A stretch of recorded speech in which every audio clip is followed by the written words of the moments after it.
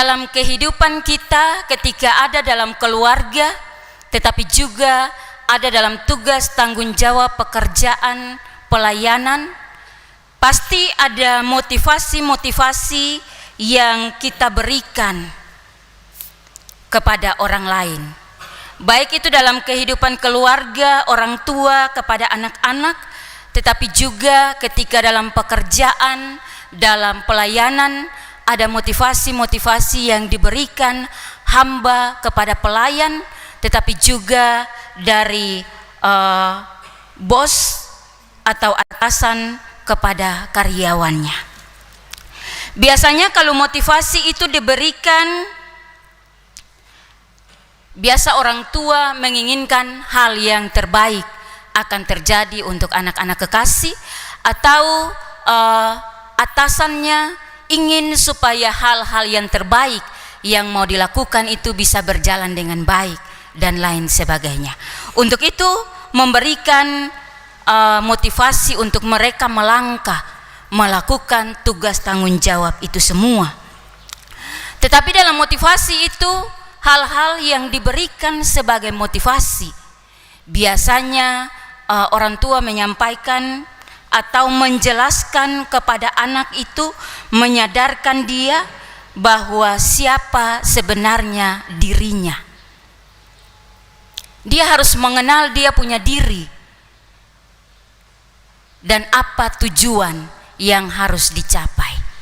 Bapak Ibu persekutuan yang dikasihi dalam Tuhan Yesus Kristus, surat Efesus yang boleh kita baca, kita dengar di saat ini, Efesus pasal 6 ayat 1 hingga ayatnya yang ke-9. Tetapi bukan saja pasal 6, tetapi surat Efesus ini merupakan surat yang unik. Kenapa saya katakan unik? Karena surat Efesus ini merupakan surat yang senantiasa memotivasi umat pada saat itu ketika Rasul Paulus ada bersama-sama dengan mereka, atau juga dapat disebut bahwa jemaat mula-mula yang ada di Efesus. Jemaat mula-mula adalah merupakan jemaat yang telah dikasihi Tuhan, yang telah dipilih Tuhan, tetapi juga yang telah dikuasai oleh Roh Kudus atau dimateraikan oleh Roh Kudus. Dalam firman Tuhan, surat Efesus pasal 1 sampai pasalnya yang ketiga menjelaskan bahwa siapa orang percaya itu. Siapa saja orang percaya itu. Orang percaya itu mereka adalah orang-orang yang telah dipilih Tuhan atau dipilih Kristus, yang sudah dimateraikan oleh Roh Kudus tadi. Kemudian pada pasal yang ke-6 dan pasal yang ke-4 sampai pasal yang ke-6, kepada mereka diminta supaya mereka selalu hidup sesuai dengan panggilan mereka, supaya mereka senantiasa hidup sebagaimana sepatutnya yang disebut sebagai orang percaya tersebut. Firman Tuhan hari ini Efesus pasal 6 ayat 1 sampai ayatnya yang ke-9.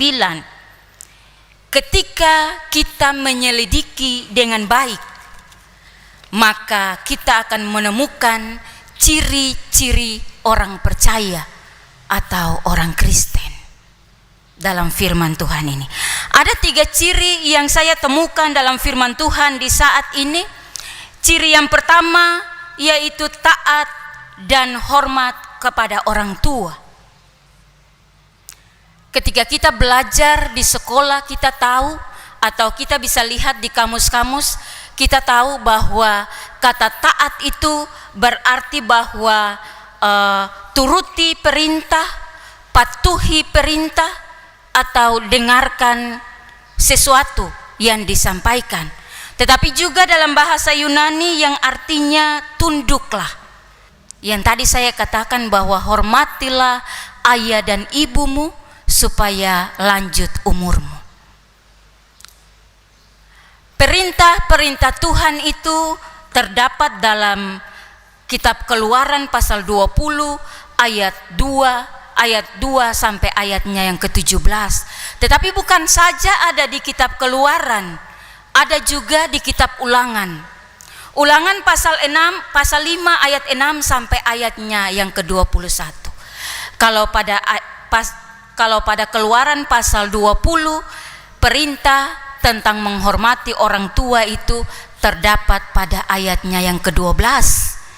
Dan dalam kitab Ulangan, perintah yang kelima itu ada pada ayatnya yang ke-16. Bisa Bapak Ibu saudara-saudari membacakannya.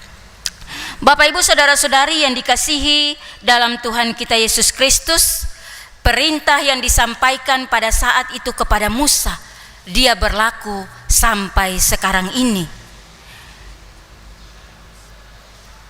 Bukan saja harus dilakukan oleh bangsa Mesir pada waktu itu, tetapi kehidupan kita juga kita harus melakukannya dalam kehidupan kita secara berkeluarga, rumah tangga, tetapi juga dalam tugas dan tanggung jawab kita. Kita menghormati orang tua, kita menghormati atasan kita, kita menghormati hamba kita. Ketika kita menjadi pelayan, kita menghormati hamba yang Tuhan percayakan untuk memimpin kita melakukan tugas tanggung jawab yang ada. Supaya ketika kita melakukan hal tersebut, maka kita akan memperoleh umur panjang, kita akan memperoleh kebahagiaan, tetapi juga kita akan memperoleh berkat yang dirahmati oleh Tuhan dalam kehidupan kita.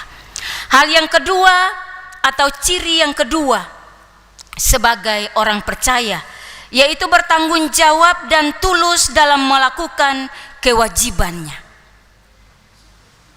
Bertanggung jawab dan tulus dalam melakukan kewajibannya. Ketika kita melakukan tugas tanggung jawab kita dalam keluarga, ketika kita melakukan tugas tanggung jawab kita di tempat di mana kita bekerja, maka dalam hal apapun kita harus melakukannya dengan segenap hati. Terkadang dalam kehidupan kita, ketika kita mau melakukan tugas tanggung jawab kita, kita melihat dulu apakah kita punya bos itu ada, apakah kita punya pemimpin atau pendeta itu ada, ataukah kita punya majelis ada, kita punya atasan, orang tua, dan lain sebagainya. Kalau mereka ada di samping kita atau di sekeliling kita, pasti kita melakukan hal tersebut dengan baik. Tetapi kalau atasan kita tidak ada, kita masa bodoh. Tunggu saja, kan bos tidak ada, kita punya pemimpin tidak ada, jadi nanti saja baru kita lakukan.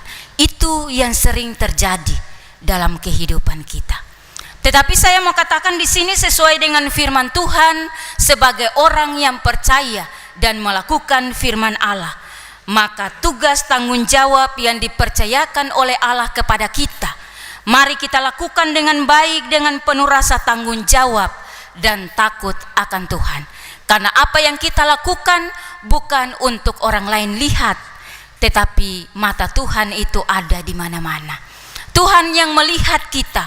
Apapun yang kita lakukan yang baik, Tuhan akan memperhitungkan bagi kita untuk mendapatkan berkat.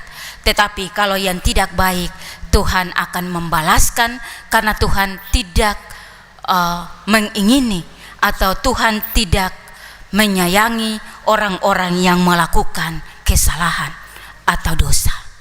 Bapak Ibu persekutuan yang dikasihi dalam Tuhan kita Yesus Kristus, dalam ciri yang ketiga, yaitu menghargai orang yang lebih muda atau menghargai orang yang lebih rendah. Kalau kita mau menghargai orang yang lebih muda atau yang derajatnya lebih rendah, kayaknya agak sulit untuk kita lakukan. Tapi kalau kita mau menghargai orang yang lebih tua, orang yang memiliki derajat, pangkat, kedudukan yang tinggi, pasti kita akan melakukan dengan sekuat tenaga kita. Tapi Tetapi orang-orang yang tadi saya sebutkan yang ada dalam kerendahan itu terkadang, bukan terkadang, tapi sulit untuk kita lakukan. Kenapa demikian? Kita hanya menghargai, menghormati orang-orang yang derajatnya tinggi. Karena ada sesuatu motivasi-motivasi lain yang kita inginkan terjadi di balik penghargaan kita itu kepada mereka. Tetapi lewat firman Tuhan di saat ini, Tuhan menginginkan supaya kita jangan membeda-bedakan apa yang ada di dunia ini seperti kedudukan, jabatan, pangkat, dan lain sebagainya. Karena kita di mata Tuhan ini kita sama. Tuhan saya, Tuhan kita dengan Tuhan orang lain itu sama. Jadi ketika kita punya perbedaan ada di dunia ini, tetapi ketika kita ada di sorga sana, kita tidak ada perbedaan. Atau tidak ada kedudukan yang lebih tinggi dan yang lain lebih rendah. Tetapi kita semua di mata Tuhan adalah ciptaannya, adalah sama. Kita menerima hak yang sama dari Tuhan. Ketika kita melakukan yang terbaik, kita mendapatkan berkat. Dan ketika kita melakukan yang tidak baik, kita akan dihukum. Bapak, Ibu, saudara-saudari yang dikasihi dalam Tuhan kita Yesus Kristus, lewat firman Tuhan yang boleh kita dengar di saat pagi ini, ada beberapa hal yang harus kita lakukan, yang harus kita renungkan sebagai bekal dalam kehidupan kita ketika kita melangkah melakukan tugas dan tanggung jawab kita, baik sebagai anak-anak, sebagai orang tua, sebagai pemimpin, tetapi juga sebagai hamba dan pelayan. Yang harus kita lakukan dalam kehidupan kita 3 hal tadi itu. Yang pertama, menghormati orang tua atau atasan-atasan kita sesuai dengan firman Allah yang disampaikan kepada kita. Hal yang kedua yaitu menghargai orang lain atau menghargai orang-orang yang ada di bawah kita atau orang-orang yang memiliki derajatnya rendah, karena di mata Tuhan itu tidak ada bedanya. Dan hal yang ketiga yang harus kita lakukan dalam kehidupan kita yaitu bertanggung jawab untuk melakukan dengan ketulusan dalam kewajiban-kewajiban kita. Jadi ketika kita melangkah melakukan tugas tanggung jawab, hari ini di pagi ini Tuhan boleh memberikan nafas kehidupan dengan tugas tanggung jawab yang baru. Mari kita melangkah melakukan semuanya dengan penuh rasa tanggung jawab. Karena ketika kita melakukan kewajiban kita dalam hidup ini, maka hak kita akan diterima dari Tuhan, yaitu kebahagiaan dan berkat. Tuhan menyertai dan memberkati kita dengan firman-Nya.